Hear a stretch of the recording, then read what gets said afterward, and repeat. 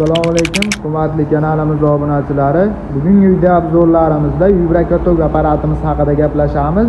Videoni oxirigacha kuzatib borsalaring, apparatimizda qisqacha ma'lumotlari bilan narx-navolarini sizlar bilan tanishtirib o'tib ketamiz. Hamda ishlash jarayonlarini video oxirida ko'rishlaring mumkin.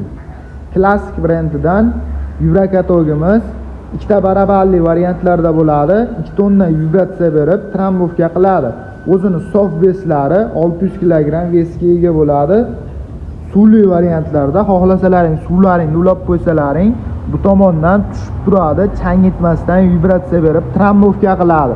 O'zini suv bachoylari, o'zini dizelli bachoylari bo'ladi. Dizelga ishlaydi apparatimiz.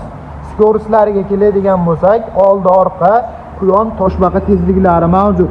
Apparatimiz statorli, akkumulyatorli variantlarda, akkumulyatorlari ham katta damazli akkumulyatorlaridan qo'yib qo'yilgan.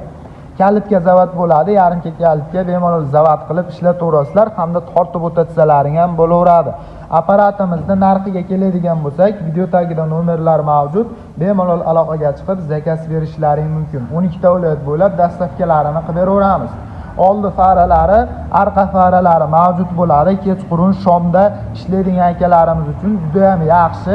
Bemalol yoqib olib ishlatsalaring bo'laveradi. Rasxodlari soatiga 801 litrgacha chiqishi mumkin.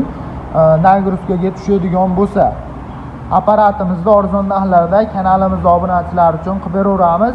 Kichikroqdan so'ragan akalarimiz uchun kichikroqdan olib kelib qo'yganmiz. Barabansiz variantda bo'ladi. Vibratsiya berib trambovka qiladi bu ham.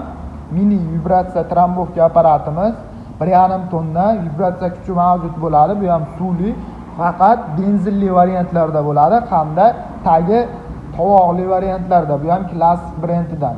Garantiyalari mavjud bo'ladi. Kimga kerak bo'ladigan bo'lsa, kelaverasizlar. Manzilimiz Qo'qon shahrida joylashgan bo'ladi. Apparatimiz ishlash jarayonlarini bemalol ko'rishlaring mumkin.